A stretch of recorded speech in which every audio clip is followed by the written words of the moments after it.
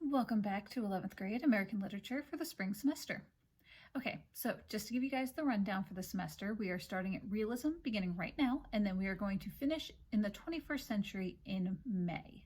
So this week we are doing exactly what we did spring semester of last year. Everything you need to do for the week is posted, and you need to have it all turned in by 1500 on Friday. That is Eastern Standard Time for those of you around the world. You will also have a daily question that you must answer every day to be counted present for class. Those are due by midnight every day. Regarding late work for this semester, at the moment we're doing 20% off if it is turned in within a week, and after that it will be 50% off. So make sure your stuff is turned in on time. If you need to have help class, there's a form on Google Classroom that you can fill out, and I will send you a link to a Google Meet for that time. Also remember that you can email me and you can make comments on the assignments themselves if you have any questions. So let's move on to the agenda for this week. So quick rundown. We're starting American Realism, and I'll go into detail on that a little bit later. You'll have daily prompts that you must answer to be counted present. You will have an assignment on the different social movements that were happening. You will have an assignment on Mark Twain and a Khan Academy assignment. The directions for getting into Khan Academy are on Classroom. So like I said, this week we're starting with American Realism. As you can probably infer, these stories will be realistic. So if you remember before break, we were dealing with Romanticism and Transcendentalism, which were all about emotion and the individual. And then realism comes along and it's like, yeah, here's how ordinary people navigate society for real and not all that idealized stuff.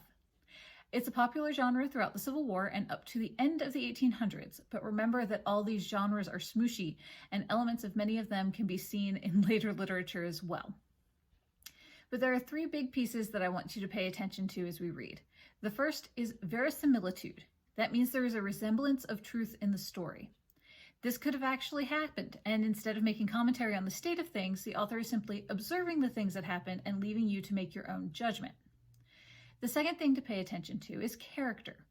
In realism, the character is more important than the plot. They are often realistically complex, and these stories often deal with the psychology of the character. So these plots are not action-packed. Sometimes they're literally just sitting in a room talking about something that happened, but the development of the character is key. Third thing to pay attention to is social class. Generally speaking, these stories focus more on the middle class and they use natural language. They speak like other people in that time period would speak. So author Kenneth Warren said the redemption of the individual lay within the social world. And as we go through these stories, I'd like for you to keep that in mind and see if you agree or if you disagree with him. As we've discussed previously, literature doesn't happen in a vacuum, and there are a lot of social movements that are happening during this time period. One is the abolitionist movement. I'm sure you've heard about that in history class. This movement was intended to free the slaves and condemned racial discrimination and segregation.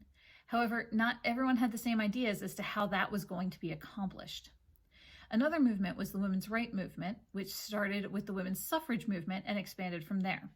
It's another movement that suffered from bipartisanship. Next, we have the labor movement, which aimed to protect workers. Now, even today, we hear of large companies woefully underpaying their staff and expecting their staff to put in unpaid work hours. But when this movement started, safety was a huge concern. The Triangle Shirtwaist Factory, for instance, burned down and killed 145 workers because they neglected any safety measures and locked the doors so the workers couldn't go outside. We're also talking about child labor, and you can completely forget about any sort of disability or retirement. Then we have the prison and asylum reform movement. Remember that we're dealing with a time period when mental health was not well understood, and instead of receiving treatment, the people who suffered from mental ailments were basically jailed and beaten in horrendous living conditions. Children who had committed crimes were thrown into adult jail, and the conditions in the jails were uninhabitable. Basically, the whole concept of rehabilitation so people could re-enter society was a completely foreign concept. Now, all the movements that I've mentioned already address issues that we're still dealing with today and working on reforming. This last movement kind of gets dismissed because it's the temperance movement, and we all know that it's perfectly legal if you are of age to drink alcohol. However, the concept of passing legislation based on a moral issue hasn't completely disappeared, and things like Alcoholics Anonymous are actually a direct result of this movement. So overall, there's a lot going on during this time period, and it definitely reflects in the writing. Let's move on to Mark Twain. So Twain usually writes in a subset of realism called regionalism. Now, regionalism is exactly what it sounds like. The writing is unique to that specific area. You're not going to go to Arizona and have a cherry blossom festival like you do up here. Everywhere has something that makes it unique and somewhat recognizable. This includes the way people speak, and Twain was well known for writing in dialect. That means that if you're writing a piece in the South, instead of saying, "Would you like to go over?" you might say, "Y'all going yonder?" Or if it was Philly, "Yous guys going or what?"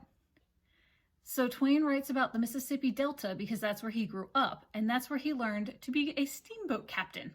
And weirdly, that's also where he got the name Mark Twain. So his real name is Samuel Clemens, and he grew up in a place called Hannibal, Mississippi.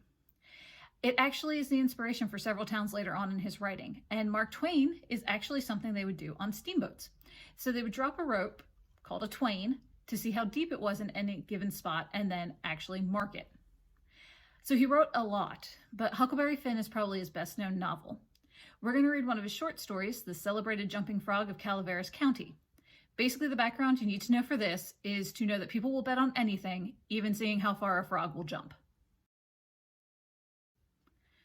Okay, everyone, again, if you have any questions, reach out and I'll try to help you out as best I can, and I will see you all next week.